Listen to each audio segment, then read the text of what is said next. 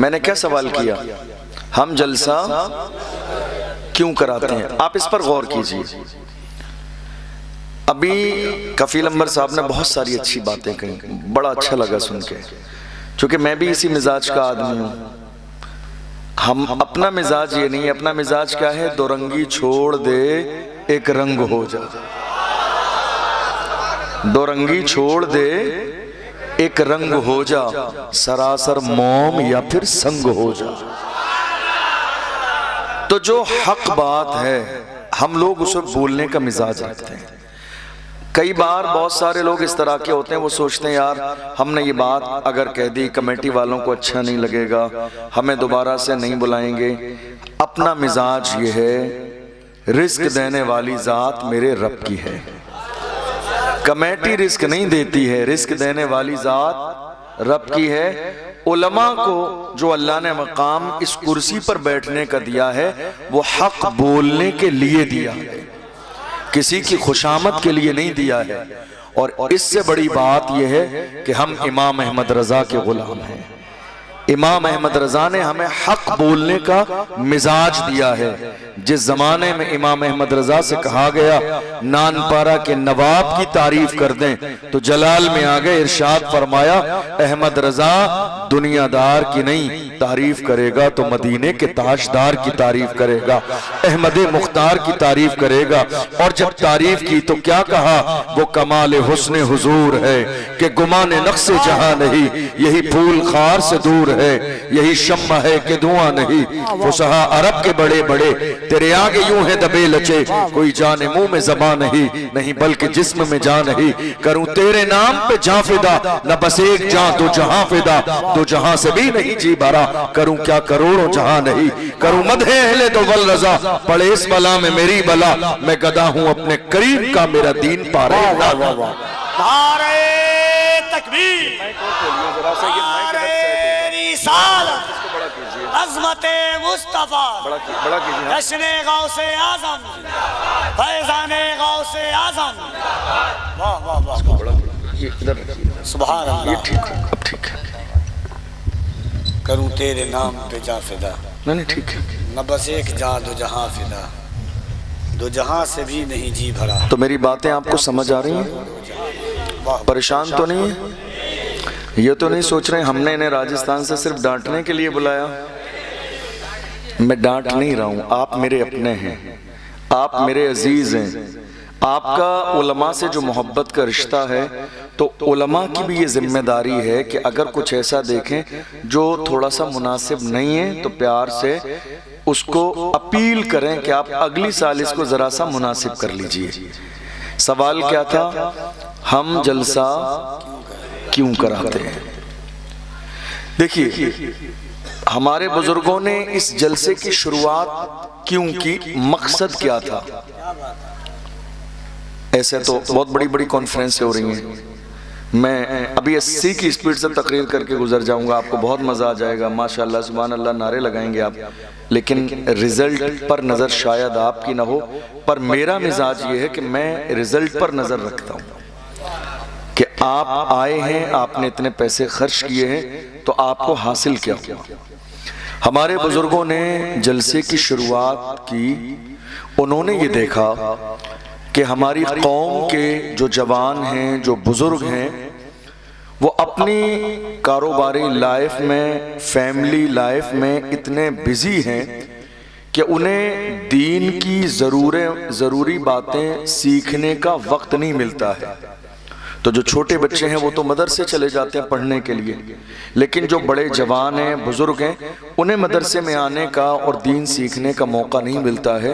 تو انہوں نے مہینے میں 2 مہینے میں ایک رات کا مدرسہ لگایا جلسے کی شکل میں۔ کیا کیا؟ ایک رات کا مدرسہ۔ کیا کیا؟ ایک رات کا مدرسہ۔ کیوں؟ کہ صاحب جو لوگ مدرسے میں روزانہ پڑھنے نہیں آ سکتے، کم سے کم ایک رات میں انہیں حضور کی شریعت کا اتنا سبق پڑھا دیا جائے کہ ان کی دنیا بھی کامیاب ہو جائے، آخرت بھی کامیاب ہو جائے۔ تو اب سبق پڑھانے کا انداز کیا ہوتا ہے؟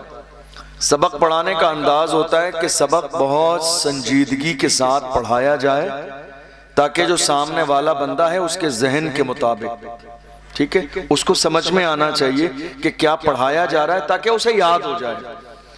اب مثال کے طور پر ہم لوگ جب بالکل قرآن شریف کا ناظرہ پڑھنے بیٹھے، اب ہمارے استاذ مفتی صاحب تو وہ تو چاہیں گے عربی میں بھی پڑھا دیں گے، مگر ہمارے اندر یہ صلاحیت نہیں ہے نا عربی میں سمجھنے کی۔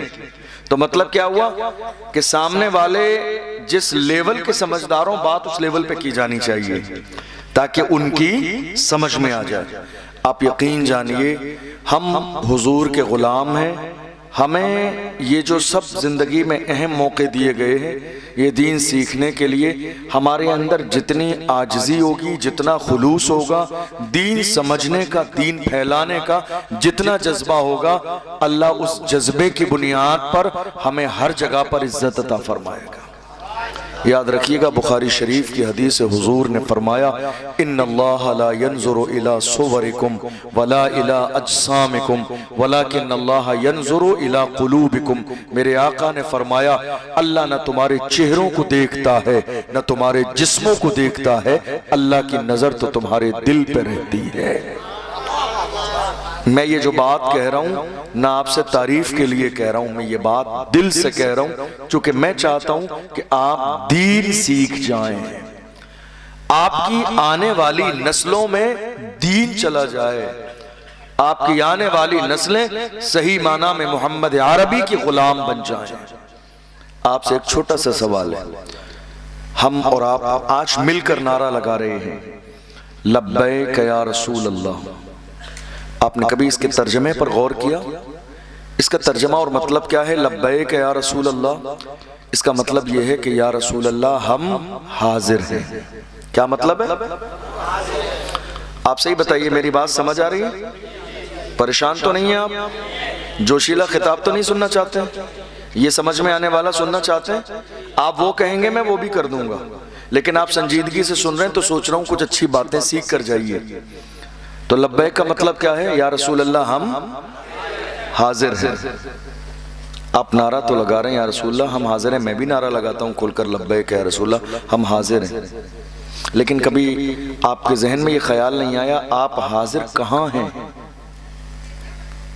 یا رسول اللہ ہم حاضر ہیں، آپ نعرہ لگا رہے ہیں یا رسول اللہ ہم حاضر ہیں، کبھی خیال آیا آپ کو کہ ہم نعرہ لگا رہے ہیں یا رسول اللہ ہم حاضر ہیں، کہاں حاضر ہو آپ؟ مسجد میں تو نہیں ہوں، مدرسے میں تو نہیں ہوں، کہاں حاضر ہو آپ؟ دین کے کام میں تو نہیں ہوں، کہاں حاضر ہو آپ؟ والدین کی اطاعت اور خدمت میں تو نہیں ہوں، کہاں حاضر ہو؟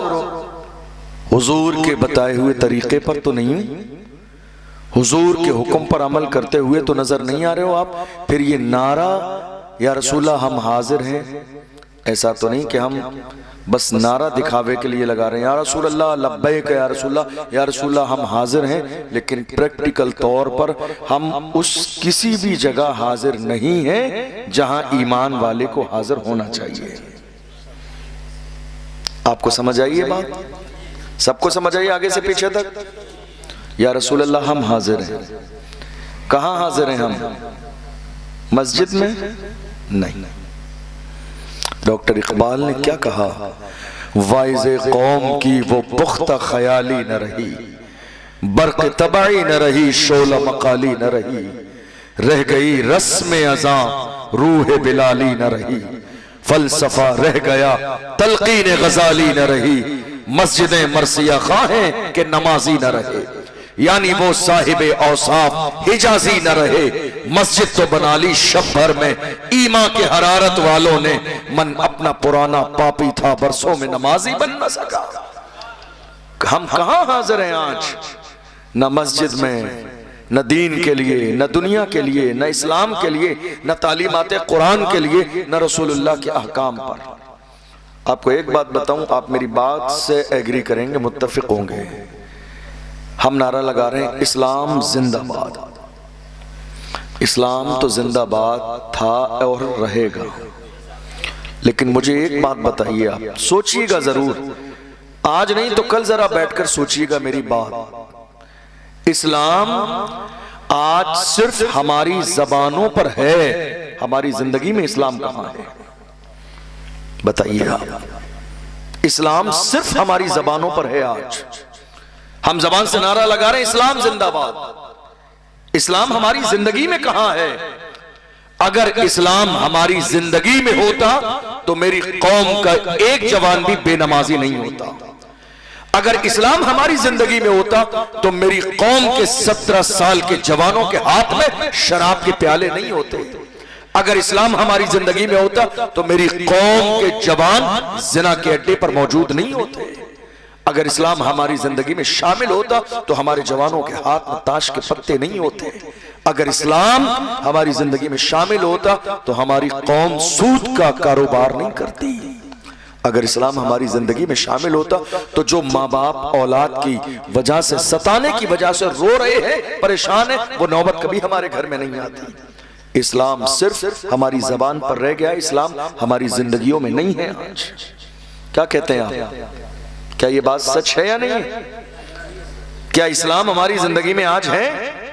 دیکھ لیجئے، آپ صبح کے اٹھنے سے شام کے سونے تک صرف ایک دن کا جائزہ لیجئے۔ میں بہت لمبی بات نہیں کروں گا اور ایسی بات بھی نہیں کروں گا جو آپ کے سر سے گزر جائے۔ آپ صبح فجر میں اٹھ رہے ہیں اور سو رہے ہیں بستر پر، اٹھنے سے سونے تک آپ غور کیجئے، آپ اٹھتے کب ہیں؟ آپ کہہ رہے ہیں الحمدللہ میں مسلمان ہوں، اللہ کا شکر ہے، لیکن غور کیجئے یہ جملہ آپ کی زبان پر ہے کیا آپ کی زندگی میں بھی شامل ہے؟ کس وقت اٹھ رہے ہیں آپ؟ کس وقت؟ شکایت آپ کو یہ ہے کسی نے کچھ کرا دیا ہے، میرا کاروبار بندش کرا دیا کسی بابا سے، میرا رزق بندوا دیا ہے، کاروبار نہیں چلتا، پیسہ نہیں ہے، دولت نہیں ہے، مال نہیں ہے، پریشانیاں میری زندگی میں کچھ نہیں ملتا ہے۔ کیوں نہیں ملتا ہے؟ کسی بابا کی اتنی اوقات نہیں ہے جو تمہارا رزق روک دے۔ رزق دینے والی ذات میرے رب کی ہے، رزق دینے والی ذات پروردگار کی ہے۔ سمجھیے اوریجنل اسلام کیا ہے، سمجھیے اوریجنل دین کیا ہے۔ باہر آئیے اس اندھ وشواس سے کہ بابا نے ہمارا رزق روک دیا ہے۔ رزق دینے والی ذات بھی رب کی ہے اور رزق روکنے والی ذات بھی رب کی ہے۔ تم نے رزق لینے والا کام کیا ہی نہیں۔ پیغمبر صادق و مصدوق نے فرمایا جس گھر میں فجر کے وقت میں ناپاک مرد اور ناپاک عورت سو رہے ہوں، فجر میں جاگے نہیں اور جاگ کر غسل نہ کریں، سوتے رہیں اور فجر کا وقت گزر جائے، وہاں رحمت والے فرشتے نہیں آتے۔ غور کرو آپ کہاں ہو؟ یہ بابا والا مسئلہ نہیں ہے، یہ صرف تمہارے کام ہے۔ آپ کہہ رہے ہو کسی نے کچھ کرا دیا ہے، کسی نے کچھ نہیں کرایا۔ یہ تمہارے برے اعمال ہیں جس کی بنیاد پر ایک ایک لقمے کے لیے ترس رہے ہیں۔ یہ ہمارے اعمال ہیں جس کی بنیاد پر ہم پریشانی کے دور سے گزر رہے ہیں۔ آپ صبح سے لے کر دیکھ لیجئے، آپ کی ایک دن کی زندگی پر غور کیجئے۔ میں بہت زیادہ بڑی بات نہیں کہتا۔ آپ صبح کب اٹھ رہے ہیں؟ 10 بجے ظہر کا وقت آیا، آپ جس شاپ پر کام کرتے ہیں آپ نے کبھی بند کی نماز ظہر کے لیے؟ کبھی ایسا نہیں ہوا۔ آپ نے بند کی شادی کے لیے؟ بند کی ولیمے کے لیے شاپ بند ہوئی آپ کی؟ عقیقے کے لیے بند ہوئی؟ جنازے کے لیے بند ہوئی؟ شور شرابے میں کسی بھی موقع پر بند ہوئی؟ شادی کے لیے بند کیوں؟ نہیں جائیں گے، رشتہ دار برا مان جائے گا۔ ولیمے کے لیے آپ نے اپنی دکان اپنی شاپ بند کی، نہیں جائیں گے، رشتہ دار برا مان جائے گا۔ آپ نے جنازے کے لیے دکان بند کی، نہیں جائیں گے، رشتہ دار برا مان جائے گا۔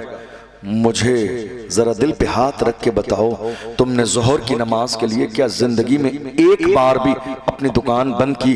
کیا تمہیں خیال آیا خدا کا بلاوا ہے، اگر اس کے بلاوے پہ نہیں جائیں گے میرا رب برا مان جائے گا، میرا رب ناراض ہو جائے گا؟ جس دل میں اگر ایک بار بھی زندگی میں یہ احساس شامل نہ ہو، سمجھ لو اسلام اس کی زبان پر ہے، اسلام اس کی زندگی میں باقی نہیں ہے۔ کہاں ہیں ہم ایک دن کی زندگی پر؟ آپ غور کر لیجئے، ایک دن کی زندگی پر ہم مومن ہیں، اسلام کہاں ہے ہماری زندگی میں؟ آپ شام تک چلے جائیے. ہم جو کاروبار کرتے ہیں کتنی بار ایسی ہوتی ہے, ایک شخص اپنی دکان پر کاروبار کرتا ہے, اس کے پاس کوئی چیز 100 روپے کی ہے, بیچ رہا ہے 500 روپے کی, کسی شخص نے آ کے اس کی قیمت لگائی 400 روپے, تو انسان اسی حلال کو حرام کیسے کرتا ہے جانتے ہو؟ وہ کہتے ہیں اللہ کی قسم کھا کے کہتا ہوں 400 روپے تو میری خرید نہیں ہے. سمجھ رہے ہیں اس بات کو؟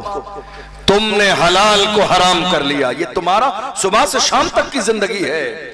400 کی چیز نہیں تھی, وہ تھی 100 کی, بیچ رہے تھے 500 کی, اس نے 400 لگائے, تو تم نے کیا کہنا تھا؟ نہیں صاحب میرا دل نہیں ہے, میرا نہیں پڑتا ہے, میں نہیں بیچتا. آپ نے کیا کہا؟ 400 روپے کی تو میں قسم کھا کے کہتا ہوں میری خرید بھی نہیں ہے. تم نے اللہ کی جھوٹی قسم کھائی, تمہیں اندازہ بھی نہیں ہے. تم کیا سوچ رہے ہو 100 روپے تمہیں زیادہ مل جائیں گے تو زندگی گزر جائے گی؟ نہیں میرے عزیزو, زندگی 100 روپے سے نہیں رب کی رحمت سے گزرتی ہے, اس کی عنایتوں سے گزرتی ہے.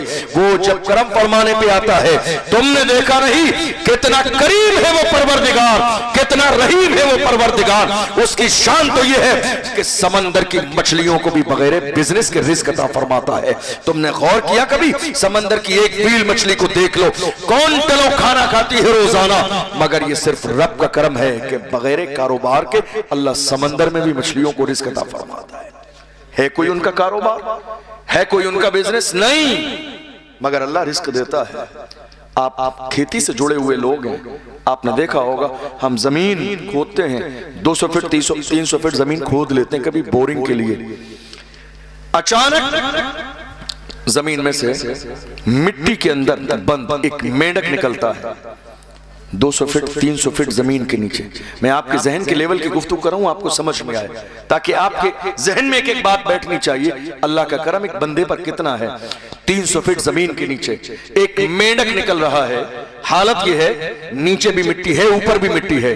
ہم یہ دیکھ رہے ہیں زندہ رہنے کے لیے ہوا کی ضرورت, زندہ رہنے کے لیے پانی کی ضرورت, زندہ رہنے کے لیے کھانے کی ضرورت. اس کا مطلب یہ ہے کہ 300 فٹ زمین کے نیچے ایک مینڈک زندہ ہے, تو میرا پروردگار 300 فٹ زمین کے نیچے اس کے لیے ہوا کا بھی انتظام کرتا ہے, پانی کا بھی انتظام کرتا ہے, کھانے کا بھی انتظام کرتا ہے.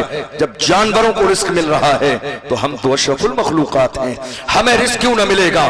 یقین کی کمی ہے اس لیے زندگی میں پریشان ہے, ورنہ اللہ کا قرآن کہتا ہے وَمَا مِن دَابَّةٍ فِي الْأَرْضِ إِلَّا عَلَى اللَّهِ رِزْقُهَا. زمین میں کوئی جانور بھی ایسا نہیں ہے مگر اللہ اپنے کرم سے اور رزق عطا فرماتا ہے. ایک جانور بھی ایسا نہیں ہے مگر اللہ اپنے کرم سے جانوروں کو رزق دیتا ہے. تو اللہ نے ہمیں تو اشرف المخلوقات بنایا, لیکن ہمارا ایمان کہاں ہے؟ اسلام ہماری زندگی میں کہاں ہے؟ دین ہماری زندگی میں کہاں ہے؟ آپ شام کو آئے, کس وقت آئے آپ شام کو؟ شام کے 7 بجے 8 بجے آپ نے کھانا کھایا, کھانا کھانے کے بعد گھر کے باہر چلے گئے, چوراہے پر بیٹھ گئے رات کے 2 بجے تک, اور 2 بجے آ کے آپ سو گئے. آپ کو کبھی اس بات کی فکر ہوئی کہ آپ کو جس پروردگار نے پورے دن تمام حادثوں سے محفوظ رکھا, فجر کی نماز پڑھی جا رہی ہے, ایک دم جاگنے کے بعد گویا کہ یہ شکر ادا کیا جا رہا ہے, شکر ہے تیرا اے اللہ تو نے مجھے آج کی رات ایک نئی زندگی اور عطا فرمائی. اٹھتے ہی نماز پڑھی جا رہی ہے, سجدے شکر ادا کیا جا رہا ہے, شکر ہے میرے پروردگار تو چاہتا تو موت کا فرشتہ بھیج کر آج کی رات میں میری زندگی کو تمام کر دیتا, مگر تو نے ایک دن کی زندگی مجھے اور عطا فرمائی ہے. فجر کی نماز میں سجدے شکر ادا کیا جا رہا ہے, اور سونے سے پہلے رات کو سجدے شکر ادا کیا جا رہا ہے. شکر ہے میرے پروردگار پورے دن میں روڈ پر رہا, بازاروں میں رہا, کتنے ایکسیڈنٹ ہو گئی, کتنے لوگ مر گئے, مگر اللہ تیرا شکر ہے کہ تو نے سارے حادثوں سے مجھے محفوظ رکھا ہے. تم نے سجدہ شکر ادا نہیں کیا, تم نے پیشانی نہیں جھکائی, تم نے رب کو راضی نہیں کیا, تم نے کبھی احساس گناہ نہیں کیا, تم نے کبھی اللہ کے سامنے اپنے گناہوں پہ شرمندہ نہ ہوئے. تم جانتے ہو کتنا کریم ہے وہ پروردگار. صادق و مصدوق پیغمبر نے ارشاد فرمایا, میرے آقا فرماتے ہیں الندامت التوبہ, گناہ پہ شرمندہ ہو جانا ہی توبہ ہے. دیکھو اس کی مہربانی, اگر گناہ ہو جائے تو تم گناہ پہ شرمندہ ہو جاؤ, اللہ گناہ کو معاف کرنے والا ہے. دوسرے مقام پر میرے آقا نے فرمایا التائب من الذنب کمن لا ذنب لہ, گناہوں سے توبہ کرنے والا بندہ جب وہ گناہ سے توبہ کر لیتا ہے تو وہ ایسا ہی گناہ سے پاک ہو جاتا ہے گویا کہ اس نے گناہ کیا ہی نہیں ہے. یہ اللہ کی رحمت ہے، یہ اس کا کرم ہے، یہ اس کی مہربانی ہے، یہ اس کی عنایتیں ہیں۔ لیکن آپ غور کیجئے کہ اسلام ہماری زندگی میں کہاں ہے؟ ہم کہہ رہے ہیں لبیک یا رسول اللہ، یا رسول اللہ ہم حاضر ہیں۔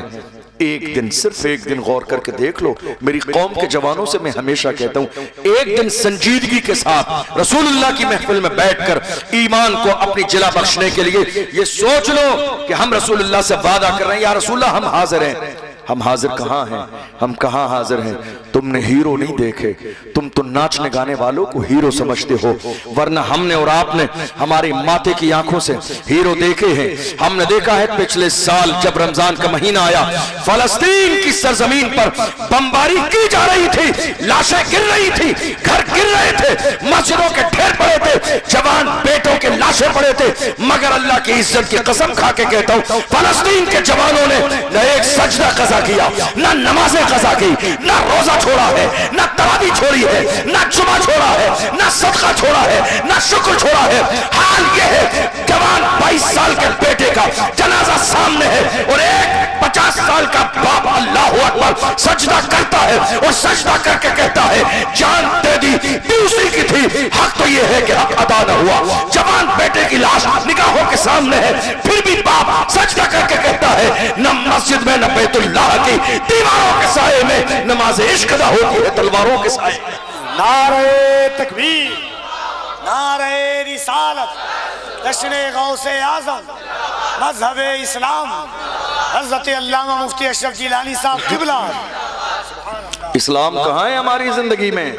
غور کیجئے گا، میں آپ کو ایک چھوٹی سی بات بتاؤں، سوشل میڈیا کا دور ہے، ہم کسی بھی چھوٹی سی چیز کو دیکھتے ہیں تو اٹھا کر اپنے اسٹیٹس پر لگا دیتے ہیں۔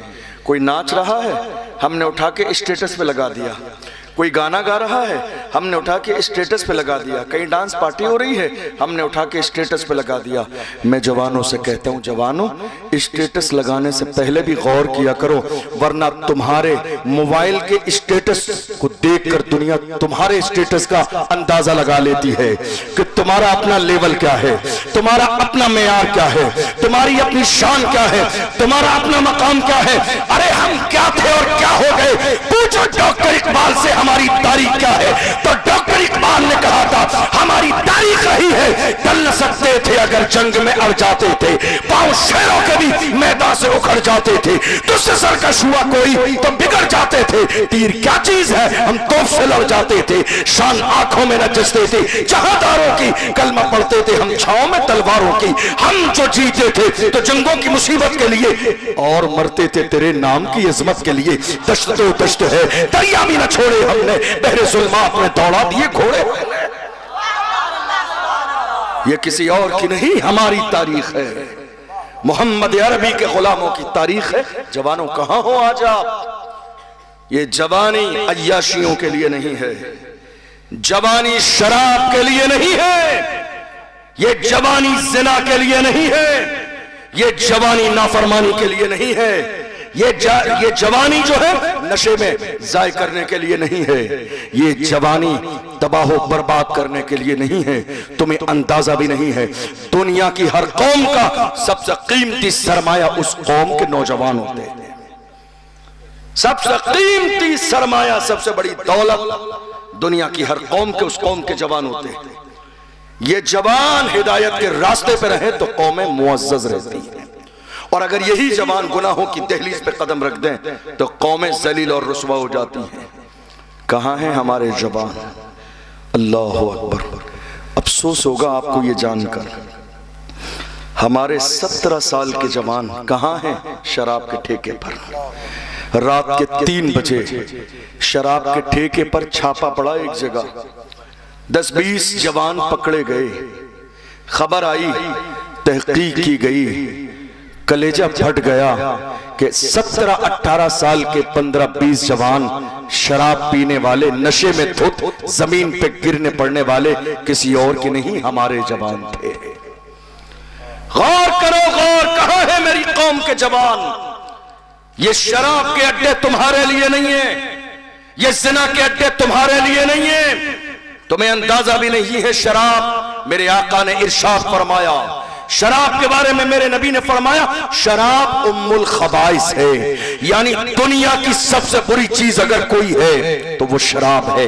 انسان جب تک شراب نہیں پیتا ہے ہزاروں گناہ سے محفوظ رہتا ہے، لیکن جب انسان شراب پی لیتا ہے تو ہزاروں ایسے گناہ کر لیتا ہے جس کو کرنے کے بارے میں زندگی میں کبھی اس نے سوچا ہی نہیں۔ ایک عورت، اللہ اکبر، ایک پارسا نیک پرہیزگار انسان کو جنگل میں رہتا ہے، عبادت کرتا ہے، بلایا اپنے گھر میں کسی بہانے سے، جب وہ آ گیا تو اس نے دروازہ بند کر دیا اور کہا اب میری 3 بات ماننی پڑے گی ورنہ تیری عزت بھی جائے گی، جان بھی جائے گی۔ بات کیا ہے؟ کہا تیرے لیے جان بچانے کا ایک آپشن صرف اتنا ہے، یا تو دیکھ اس شراب کا ایک جام ہے، شراب پی لے، دوسرا آپشن یہ ہے کہ ایک لڑکا ہے اسے قتل کر دے، اور تیسرا آپشن یہ ہے کہ میرے ساتھ زنا کر لے، اور اگر ان تینوں میں سے تو کسی بات کے لیے راضی نہ ہوا تو میں شور مچا دوں گی کہ تو نے میرے ساتھ زیادتی کی ہے، لوگ آ جائیں گے، کہیں منہ دکھانے کے قابل نہ بچے گا۔ اللہ اکبر، پھنس گیا وہ شخص، کیا کروں کیا نہ کروں، سوچتا ہے زنا کروں گا یہ گناہ کبیرہ ہے، جہنم میں جانے کا ذریعہ ہے، اللہ رسول ناراض ہو جائیں گے۔ میرے آقا نے فرمایا، بخاری کی حدیث ہے، انسان جب زنا کرتا ہے اس وقت میں ایمان اس کے اندر سے نکل جاتا ہے، وہ زنا کرنے کی حالت میں حالت ایمان میں نہیں ہوتا ہے، ایمان اس کے اندر سے نکل جاتا ہے۔ غور تو کیجئے، کہاں ہیں آپ؟ کیا سوچ رہے ہیں آپ کو اندازہ نہیں ہے سامان 100 برس کا ہے بلکہ خبر نہیں، آگاہ اپنی موت سے کوئی بشر نہیں۔ کہیں ایسا نہ ہو، زنا کرنے والوں سے ہمیشہ کہتا ہوں کہیں ایسا نہ ہو تمہیں ایسی حالت میں موت آ جائے جس وقت تمہارے جسم سے ایمان نکالا جا چکا ہو، کیا ٹھکانہ ہوگا تمہارا؟ ایمان ہے تو جنت ملے گی، اور اگر ایمان نہیں ہے تو ہمیشہ کے لیے جہنم کو اللہ نے بھڑکا دیا ہے جن کا ایمان سلامت نہیں ہے۔ غور کیجئے، اس نے سوچا اگر میں زنا کروں گا تو یہ گناہ کبیرہ ہے، کسی بھی قیمت میں معاف نہ کیا جائے گا۔ اللہ اکبر، اس نے سوچا قتل کروں تو اللہ نے منع کیا ہے، من قتل نفسا بغیر نفس فکأنما قتل الناس جميعا، اگر ایک ناحق انسان کو قتل کر دیا تو گناہ اتنا ملے گا گویا کہ پوری انسانیت کو قتل کر دیا۔ کیا کروں؟ سوچتا رہا، کافی پریشر تھا، سوچتا رہا، 3 گناہ سامنے ہیں۔ میری بات سمجھ آ رہی ہے آپ کو؟ 3 گناہ سامنے ہیں، شراب کا پیالہ بھی ہے، قتل کرنے کے لیے جوان بھی ہے، اور زنا کرنے کے لیے عورت بھی ہے، 3 آپشن ہیں۔ اللہ اکبر، آپ غور کرو، جہاں تک میں نے اس واقعے میں سمجھا اگر وہ زنا کر لیتا تو 2 گناہ نہیں ہوتے، نہ شراب پینی پڑتی اور نہ ہی اس کو جو ہے قتل کرنا پڑتا، اور اگر قتل کر دیتا تو نہ شراب پینی پڑتی نہ زنا کرنی پڑتی، مگر اس کے ذہن میں اس وقت بات یہ آئی کہ سب سے آسان کام ہے شراب اٹھا کے پی لینا، شراب کا جام منہ سے لگا لینا۔ غور کرنا جوانوں، شراب کو میرے نبی نے کیا کہا؟ ام الخبائث ہے، تمام برائیوں کی جڑ ہے شراب، تمام ہلاکتیں اسی کی بنیاد پر ہوتی ہے، گناہ اسی کی بنیاد پر ہوتے ہیں۔ اللہ اکبر، اس نے اٹھایا، کہا میں ان تینوں میں سے جو چوز کرتا ہوں وہ شراب ہے۔ شراب کا پیالہ اٹھا کے منہ سے لگایا، شراب پی لی۔ شراب پینے کے بعد جب دنیا کا نشہ غالب آیا ہے تو نشہ غالب آنے کے بعد اس نے زنا بھی کیا، اس نے زنا بھی کیا۔ شراب کا نشہ غالب آنے کے بعد اس نے بچے کو قتل بھی کیا۔ شراب کا نشہ آنے کے بعد، غور تو کرو، نشہ نہیں کیا تھا تو زنا کو گناہ کبیرہ سمجھ رہا تھا، جب تک نشہ نہ کیا تھا قتل کرنے کو گناہ کبیرہ سمجھتا تھا، مگر اس نے ایک گناہ کی بنیاد پر اب شراب کا نشہ اتنا غالب ہے، نہ زنا برا لگتا ہے نہ قتل کرنا برا لگتا ہے۔ اللہ اکبر، شراب پینے کی بنیاد پر اس نے دونوں گناہ کیے۔ اندازہ لگائی کیا میرے نبی کا کلام سچ نہیں ہے؟ حضور نے فرمایا تمام گناہوں کی جڑ ہے شراب۔ کہاں ہیں ہمارے جوان شراب کے ٹھیلے پر؟ اللہ اکبر، شراب کے ٹھیکے پر پہنچ رہے ہیں، رات کے 4 بجے تک شراب کے نشے میں۔ تمہیں اندازہ بھی نہیں ہے کتنی روایتیں اس طرح کی ہے کہ شراب پینے والے کی دعائیں رد کر دی جاتی ہے، کتنی روایتیں اس طرح کی ہے کہ شراب پینے والا شراب پیتا ہے، اس کی 40 دن کی عبادت کو قبول نہیں کیا جاتا ہے۔ کہاں ہو جوانوں کہاں ہو؟ یہ شراب انسان کی زندگی میں ہلاکت لاتی ہے، شراب پینے سے تباہی آتی ہے، شراب پینے سے چہرے کا نور ختم ہوتا ہے، شراب پینے سے انسان کی دولت ختم ہو جاتی ہے، شراب پینے سے انسان کے گھر کی برکتیں ختم ہو جاتی ہے۔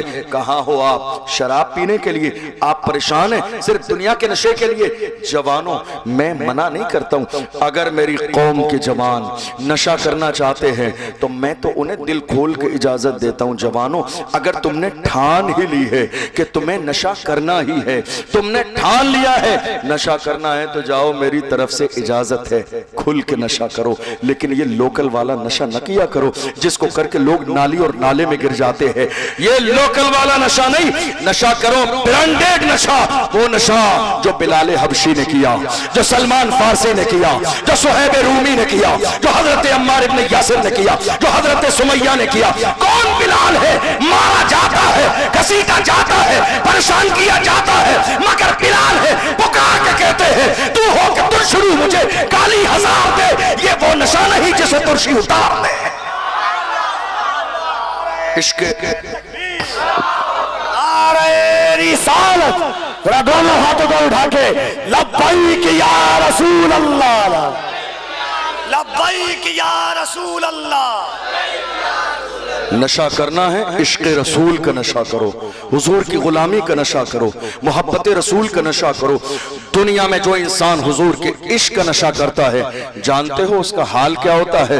جب وہ مر جاتا ہے، جب روح نکل جاتی ہے، جب روح تن سے جدا ہو جاتی ہے، پھر بھی اس کا مقام کتنا بلند رہتا ہے۔ تم نے دیکھا نہیں؟ تاریخ میں علماء نے پڑھا ہے اور علماء بیان بھی کرتے ہیں، ہو سکتا ہے وہ بات آپ کو نہ سمجھ میں آئے، لیکن یاد رکھنا ایک عاشق تو ہم نے اپنے ماتھے کی آنکھوں سے دیکھ لیا۔ کون؟ ویل چیئر پہ بیٹھنے والا، وہ مرد قلندر جس نے فیض آباد کے دھرنے میں دسمبر کی سردی میں وبانگے دہل کہا تھا، انہیں جانا انہیں مانا، نہ رکھا خیر سے کام، للہ الحمد میں دنیا سے مسلمان گیا۔ آج لے ان کی پناہ، آج مدد مانگ ان سے، پھر نہ مانیں گے قیامت میں اگر مان گیا۔ جان و دل ہوش و خرد سب تو مدینے پہنچے، تم نہیں چلتے رضا سارا تو سامان گیا۔ میں یہ نہیں کہتا ہوں نشہ نہ کرو، نشہ کرو، محبت رسول کا نشہ کرو، حضور کی غلامی کا نشہ کرو، حضور سے وفاداری کا نشہ کرو۔ جب یہ نشہ غالب آتا ہے تو حال کیا ہوتا ہے؟ جب اس مرد قلندر کا جنازہ نکلتا تھا تو دنیا پکار کے کہتی تھی عاشق کا جنازہ ہے ذرا دھوم سے نکلے، محبوب کی گلیوں سے ذرا گھوم کے نکلے۔ زمانے میں جب قبر میں اتارا جاتا تھا تو غلام کہتے تھے زمین میلی نہیں ہوتی، زمن میلا نہیں ہوتا، محمد کے غلاموں کا کفن میلا نہیں ہوتا۔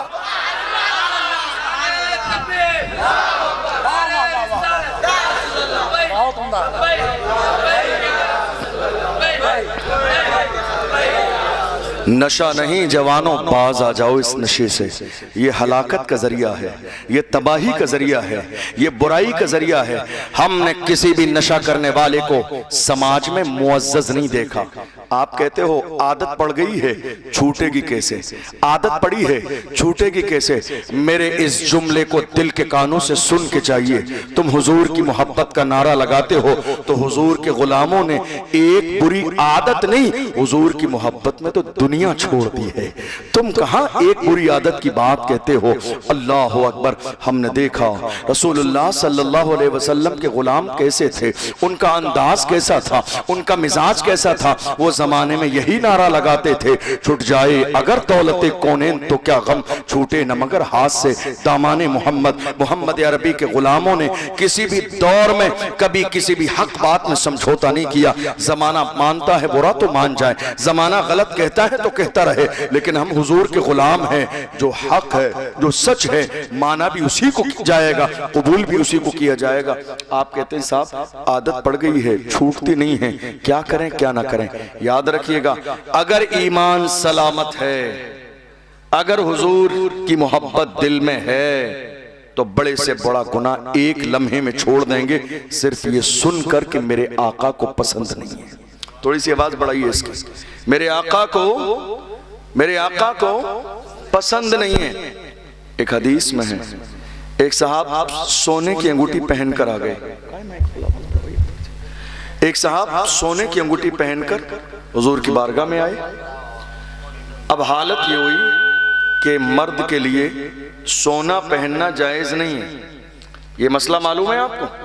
مرد کے لیے نہ وہ زنجیر پہن سکتا ہے، نہ وہ ہاتھوں میں ایک انگوٹھی جائز ہے بس۔ ہمارے ہاں ہو کیا رہا ہے معلوم ہے؟ جن پیر صاحب کے ہاتھوں میں 10 انگوٹھیاں ہیں وہ ہماری قوم کہتی ہے بہت پہنچے ہوئے ہیں، بہت پہنچے ہوئے ہیں، جہنم تک پہنچے ہوئے ہیں۔ سمجھ رہے ہیں آپ؟ یاد رکھیے گا، طریقت پیری مریدی کا دار و مدار شریعت ہے۔ جو شریعت کا وفادار نہ ہو وہ پیر نہ ہے، نہ پیر بننے کے قابل ہے۔ ہمارے یہاں شریعت سب سے اہم ہے۔ آپ غور کیجئے، ایک شخص آئے، ہاتھ میں سونے کی انگوٹھی، مرد کے لیے جائز نہیں ہے۔ میرے رسول کی نظر پڑ گئی۔ دیکھو ایمان والا کیسا ہوتا ہے، ایک عاشق کیسا ہوتا ہے۔ آپ گناہ کرتے ہوئے کہتے ہیں کیا کریں حضرت، چھوٹتا ہی نہیں ہے۔ ایمان والے کیسے ہوتے ہیں؟ اللہ کے محبوب کی نظر پڑی، حضور نے فرمایا کیا بات ہے، جہنم کی آگ کو ہاتھ میں لیے گھومتے ہو، مردوں کے لیے جائز نہیں ہے۔ میرے آقا نے ناراضگی کا اظہار فرمایا، وہ انگوٹھی اتار کر وہیں مجمع میں پھینک دی گئی۔ جب وہ محفل مکمل ہوئی، اللہ کے محبوب حجرے عائشہ صدیقہ رضی اللہ عنہا کی طرف تشریف لے گئے۔ لوگ بھی جانے لگے، جن کی انگوٹھی نکالی گئی تھی وہ بھی جانے لگے۔ صحابہ نے کہا تمہارے لیے جائز نہیں ہے، تمہارے گھر میں عورتیں ہیں، لے کے جاؤ، ان کے کام آ جائے گی۔ اب جو سنو ایمان والے کا جملہ کیا ہوتا ہے۔ انہوں نے کہا اللہ کی عزت کی قسم، جو چیز میرے نبی کو پسند نہیں ہے، جو چیز میرے رسول کو پسند نہیں، جو چیز میرے آقا کو پسند نہیں، اس کو لینا تو بڑی بات ہے، اس کی طرف دیکھنا بھی میری محبت کو گوارا نہیں ہے۔ وہ چیز اٹھانا تو بڑی بات ہے، اس کی طرف دیکھنا بھی میری محبت کو گوارا نہیں ہے۔ کون تھے یہ ایمان والے؟ کون تھے یہ عاشق رسول؟ کون تھے یہ وفادار رسول؟ کون تھے یہ جنہوں نے لبیک کا نعرہ لگایا تھا تو اس نعرے پر قائم تھے؟ ہم نعرہ لگا رہے ہیں لبیک یا رسول اللہ، یا رسول اللہ، نہیں چھوڑیں گے۔ ہمارے یہاں معلوم ہے کیا ہوتا ہے؟ ہمارے یہاں اگر جمعہ کے دن امام صاحب، مجھے نہیں معلوم آپ کے یہاں کے حالات کیا ہیں، آپ یہ مت کہیے گا امام صاحب نے کچھ سکھا دیا ہوگا، امام صاحب شریف آدمی ہے، میری کوئی ایسی ملاقات بھی نہیں سلام دعا کے علاوہ، لیکن ملک کا حال ایسا ہے، اگر کوئی بھی عالم دین مسجد کا امام قوم میں کسی برائی کو، جیسے ڈول باجے ہیں آج ہے یا نہیں ہمارے یہاں شادیوں میں ڈول باجے ڈی جے، اگر کوئی عالم دین جمعہ میں تقریر کر دے تو اگر جس کے یہاں ڈول باجے ڈی جے بجے ہیں تھوڑا سا دولت مند انسان ہے تو وہ اپنی دولت کے نشے میں اتنا چور رہتا ہے کہ کمیٹی کو کہتا ہے جتنے بھی پیسے لگیں گے میں خرچ کروں گا، اس امام کو بدلو، اس امام کو بدلو، دوسرا امام لاؤ۔ خدا کے بندے کچھ تو شرم کر، کچھ تو لحاظ کر، یہ جس دولت پہ تو اتراتا ہے خدا دینا بھی جانتا ہے، ایک لمحے سے پہلے واپس لینا بھی جانتا ہے۔ اے دولت پہ اترانے والے، دولت پہ اترا مت، قارون کا خزانہ ختم ہو گیا، باقی نہیں رہا، شداد کی جنت باقی نہیں رہی، حامان کا پاور باقی نہیں رہا، ابو جہل کا روب و دبدبہ باقی نہیں رہا۔ جنہوں نے جتنا زیادہ غرور کیا ہے وہ اتنا زیادہ ذلیل ہوئے، وہ اتنا زیادہ رسوے ہوئے۔ دیکھ لے رستم جیسے پہلوان جنہوں نے اپنی طاقت پہ ناز تھا، جا کے قبر میں دیکھ لو جسم کی ہڈیاں بھی سلامت نہیں ہیں۔ کتنے بڑے بڑے سورما آئے جنہیں دولت پہ ناز تھا، جسم کو کیڑوں نے کھا لیا، ان کی کوئی اوقات اور کوئی حیثیت باقی نہیں ہے۔ یاد رکھنا علاج یہ نہیں ہے امام کو بدل دو، بدلنا تو اس غلطی کو تھا جو غلطی آپ کر رہے تھے، امام کو نہیں بدلنا تھا، اس غلط رویے کو بدلنا تھا جو تمہارا رویہ شریعت کے خلاف، جو تمہارا رویہ دین کے خلاف، جو تمہارا رویہ اسلام کے خلاف۔ اور بہت سارے لوگ ہمارے سماج میں ایسے بھی ہیں، دیکھا ہاں کوئی بااثر مالدار آدمی ہے، بھئی اب بات سمجھ آ رہی ہے آپ لوگوں کے؟ نہیں آ رہی ہے؟ سمجھ میں آ رہی ہے؟ آپ کی پنچایت چل رہی ہے، بیچ میں بیٹھے تھوڑا سن لیجئے، آپ بات سمجھ میں آ رہی ہے تو بولیے سبحان اللہ۔ میں اس وقت تقریر کر رہا ہوں کہ میں اس وقت عام طور پہ تقریر کرنے کا عادی نہیں ہوں اور یہ وقت ہے بھی نہیں، لیکن بول رہا ہوں تھوڑی دیر سن لیجئے توجہ سے۔ ہمارا حال یہ کہ اگر برائی کرنے والا، گناہ کرنے والا کوئی بااثر آدمی ہے تو ہم میں سے بہت سارے لوگ اس کی ہاں میں ہاں ملانے لگ جائیں گے، غلط کو غلط نہیں کہیں گے۔ کیا کہیں گے؟ ارے نہیں امام صاحب کو ایسا نہیں کہنا چاہیے تھا، خاموشی سے کہہ دیتے، جمعے میں بیان نہیں کرنا چاہیے تھا ان کے خلاف۔ کوئی عالم کسی کے خلاف جمعے میں بیان نہیں کرتا ہے۔ اگر تمہارے دل میں یہ بات ہے کہ عالم کسی پرسنل بندے کو ممبر پہ بیٹھ کے ٹارگیٹ کرتا ہے، غلط بات ہے، دماغ سے نکال دیجئے۔ ایک عالم ممبر پہ بیٹھ کے اپنے باپ دادا کا نہیں، رسول پاک کا فرمان سناتا ہے۔ یہ ہمارے ذہن کی غلط فہمی ہے کہ ہم نے اس کو اپنے اوپر لے لیا، اور اگر کسی نے نہیں لیا تو دوسرے محلے والے کہتے ہیں دیکھا آج حضرت نے تیرے خلاف تقریر کی، جمعے میں پوری تقریر تیرے اوپر کر دی۔ ارے نادان انسان، حضرت کو کیا پڑی ہے تیرے اوپر تقریر کرنے کی؟ ایک عالم قرآن کا پیغام سناتا ہے، ایک عالم دین کا پیغام سناتا ہے۔ مسجد میں ہم پڑھا لکھا امام کیوں لاتے ہیں؟ تاکہ ہمیں قرآن کی تعلیم دے، تاکہ ہمیں حدیث کی تعلیم دے۔ اگر حق بولنے والا امام نہیں چاہیے تو مسجد میں امام کی ضرورت ہی نہیں ہے۔ کوئی بھی باشرہ آدمی نماز روزہ جاننے والا نماز پڑھا دے، مگر پڑھا لکھا امام قابل عالم دین کیوں لاتے ہیں؟ تاکہ وہ ہمیں شریعت کا مسئلہ سکھائے، دین کا مسئلہ سکھائے، قرآن کا پیغام سکھائے، ہماری آنے والی نسلوں کو امام احمد رضا کا غلام بنائے، بزرگوں کا غلام بنائے۔ ہم اسی لیے پڑھا لکھا امام لاتے ہیں، اور جب وہ حق بولتا ہے تو وہ حق بات ہم سے گوارا نہیں ہوتی ہے۔ تھوڑے سے زمانے کے بعد پھر برائی کرنے والے وہی ہوتے ہیں جو ساتھ رہنے والے ہوتے ہیں، غیبت کرنے والے وہی ہیں۔ ہر شخص کیا چاہتا ہے؟ حضرت ہماری حمایت کریں، امام صاحب ممبر پہ ہمارا نام لے کے تعریف کر دیں۔ یاد رکھیے گا یہ ممبر کسی کمیٹی صدر سیکریٹری خزانچی کی تعریف کے لیے نہیں، اللہ و رسول کے ذکر کے لیے ہے۔ مزاج یہ مت بنائیے میرا نام ہو، مزاج یہ مت بنائیے میرے باپ دادا کا نام ہو۔ آپ نے اس جلسے کو کرانے کے لیے اگر 50,000 روپے بھی دیے ہیں تو احسان نہیں ہے، احسان اس پروردگار کا ہے کہ اس نے تم سے یہ قبول کر لیا ہے، ورنہ وہ چاہتا ہے تو مچھروں سے کام لے لیتا ہے، وہ چاہتا ہے تو جانوروں سے کام لے لیتا ہے۔ احسان ہمارا نہیں، احسان پروردگار کا ہے کہ اس نے ہماری دولت کو اللہ نے اپنے دین کے لیے قبول کر لیا۔ یہ احسان پروردگار کا ہے میرے عزیزو۔ نہیں کسی نے مسجد میں، ہمارے یہاں ہو کیا رہا ہے، جس نے مسجد میں، مسجد کی تعمیر میں، مسجد کے مینار میں، مسجد کے ساؤنڈ میں، مسجد کے ڈیکوریشن میں 50,000 روپے دے دیے، حالت کیا ہوتی ہے؟ اب وہی شخص مونچھ تان کے مسجد کے اندر صاحب حیثیت ہو جاتا ہے، کسی کو بولنے نہیں دے گا۔ نماز کے وقت میں کسی نے 10 منٹ پنکھا زیادہ چلا دیا، وہ آ کے بند کر دے گا، 4 الٹی باتیں سنائے گا، تمہارے باپ کا ہے بل دیتے ہو تم نے اتنی۔ یار خدا کے بندو، یہ غرور کیوں ہے، یہ تکبر کیوں ہے؟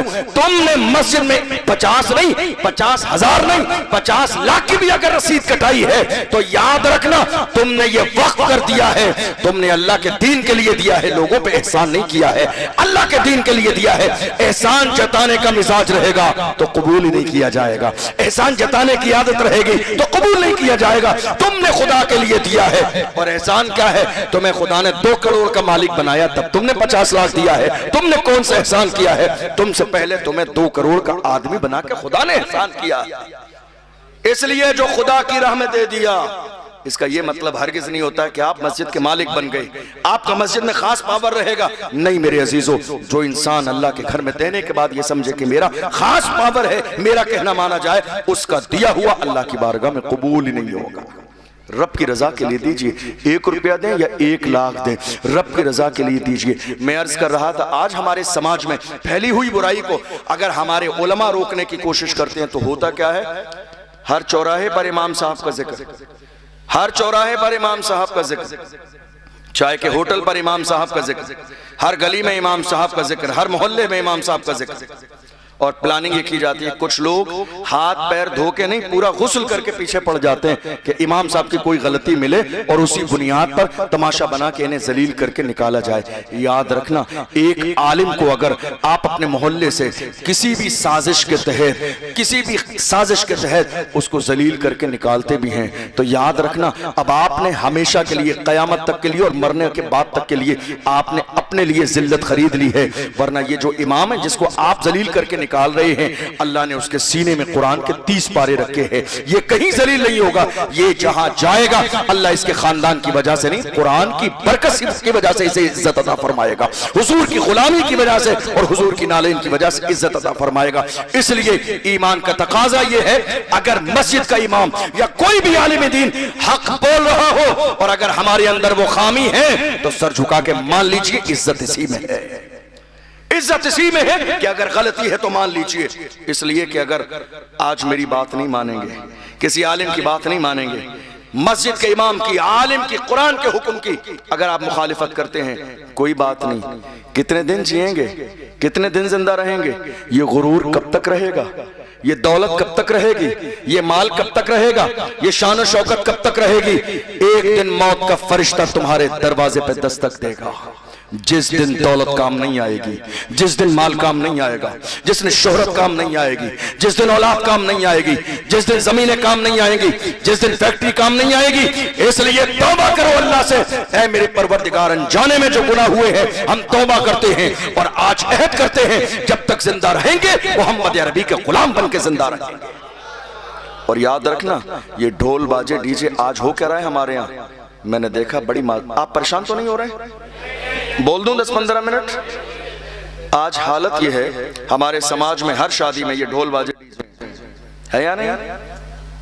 کچھ نوجوان باہر کمانے والے، کہاں؟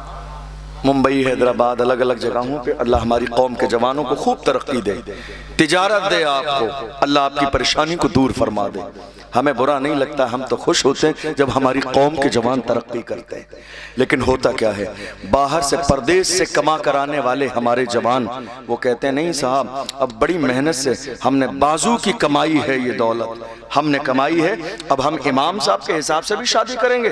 نہیں صاحب، شادی اپنے حساب سے ہوگی۔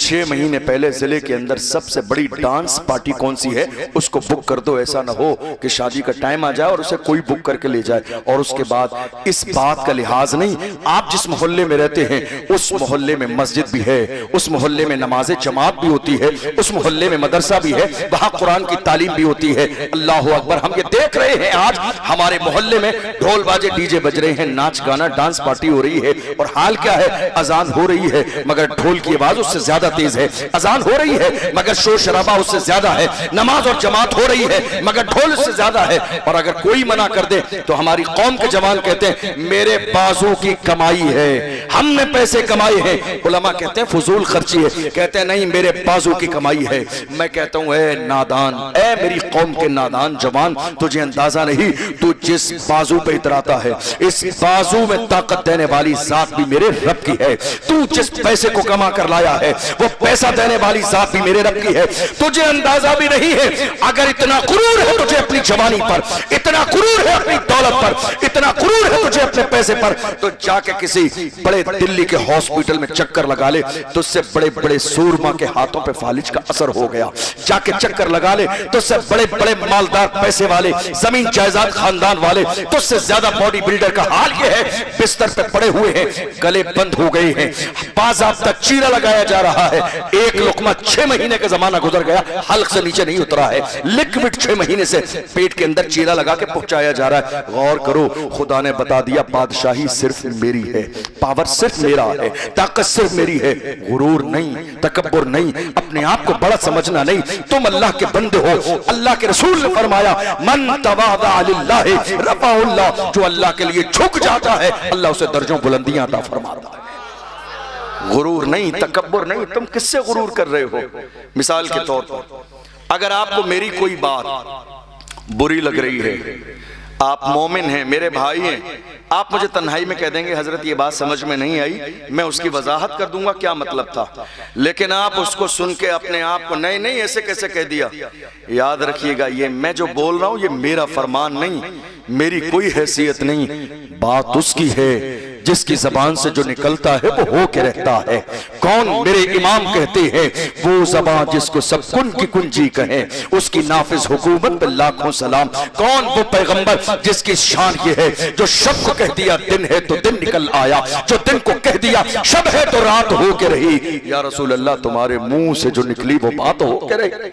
وَمَا يَنْتِقُ عَنِ الْهَوَىٰ إِنْ هُوَ إِلَّا وَحْيٌ يُوحَىٰ، پیغمبر اپنی مرضی سے کچھ نہیں بولتے ہیں، حضور کی زبان سے وہی نکلتا ہے جو پروردگار چاہتا ہے۔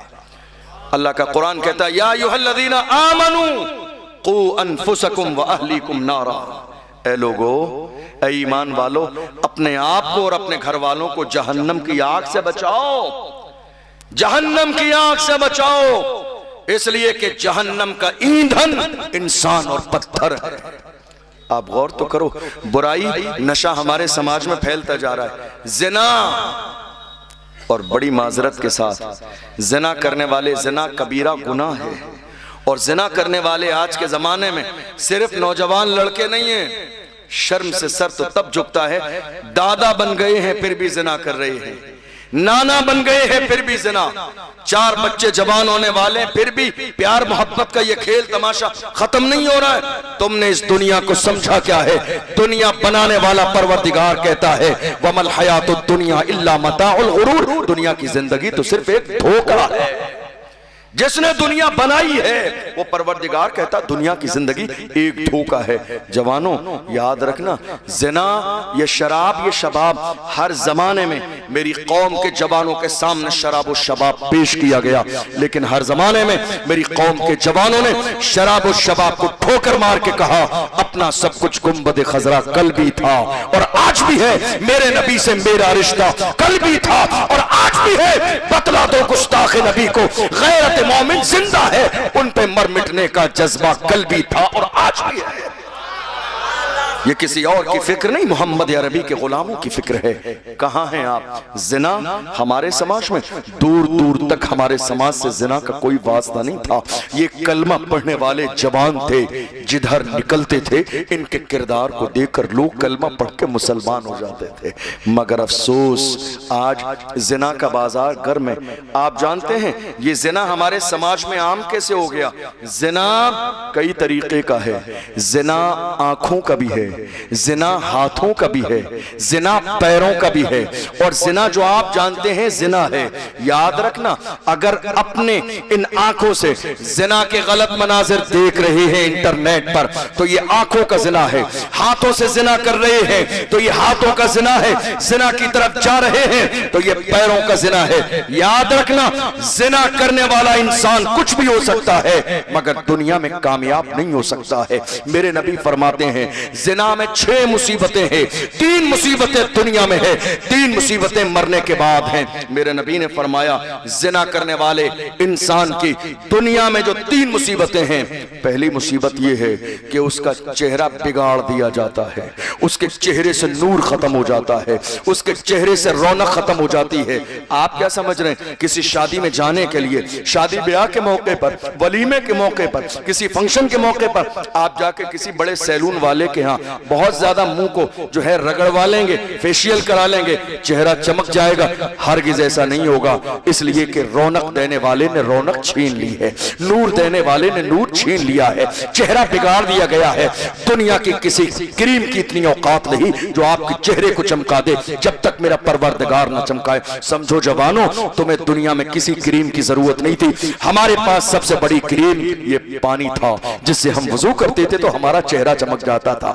آج ہمیں ان ساری چیزوں کی ضرورت ہے، تم نے غور ہی نہیں کیا یہ چہرے بے رونق کیسے ہو رہے ہیں، یہ ہمارے چہرے خراب کیسے ہو رہے ہیں، ہمارے چہروں سے رونق ختم کیوں ہو جا رہی ہے۔ میرے آقا نے فرمایا زنا کرنے والے انسان کی پہلی مصیبت یہ ہے کہ چہرے سے رونق ختم کر دی جاتی ہے۔ یا رسول اللہ دوسری بتائیے۔